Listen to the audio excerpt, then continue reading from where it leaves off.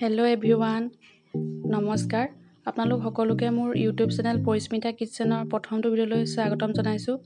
আশা কৰোঁ আপোনালোক সকলোৱে মৰমেৰে আঁকোৱালি ল'ব। আজি মই আপোনালোকৰ বাবে লৈ আহিছোঁ এটি খুব সহজতে বনাব পৰা সুন্দৰ ৰেচিপি। ৰেচিপিটো হৈছে অমলেট কাৰী। এতিয়া চাওকচোন কেনেকৈ মই সহজতে বনাওঁ।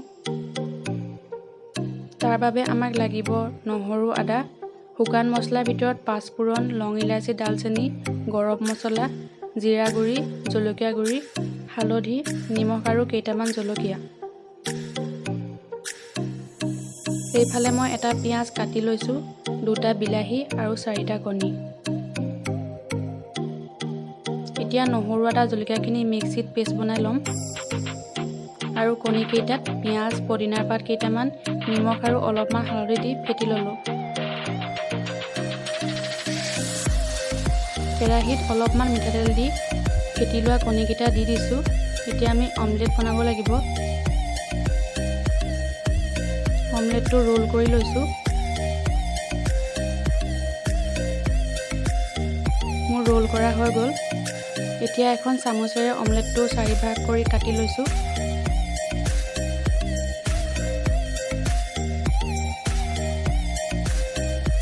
এতিয়া মই এখন কেৰাহীত অলপমান তেল দি পাঁচফোৰণ আৰু পিঁয়াজখিনি দি দিছোঁ।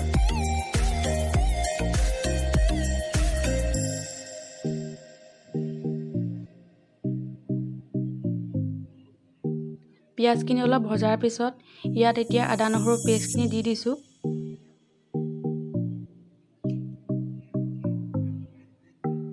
আদা নহৰুৰ কেঁচা ভাৱটো যোৱালৈকে ভাজিব লাগিব।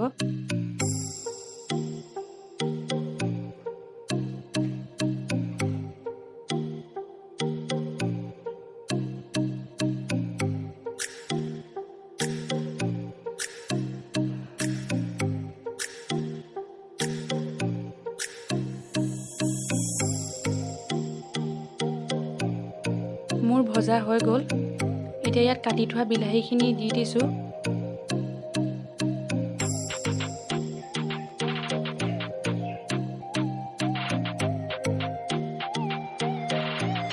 বিলাহীখিনি সোনকালে সিজিবৰ বাবে নিমখ দিব সোৱাদ অনুসৰি।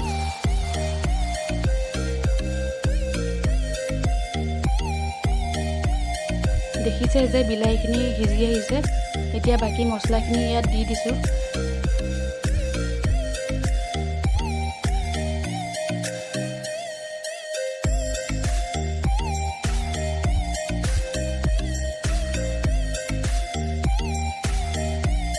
মছলাখিনি সিজোৱাৰ বাবে ইয়াত অলপমান পানী দিম।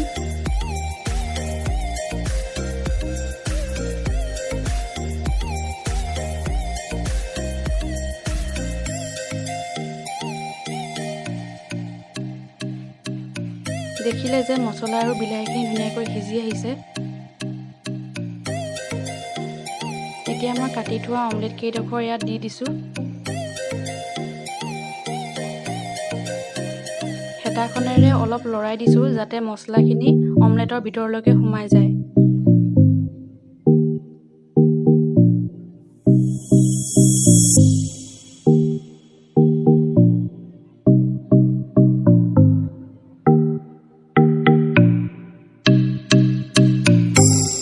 এয়া আমাৰ টেষ্টি অমলেট কাৰী ৰেডি।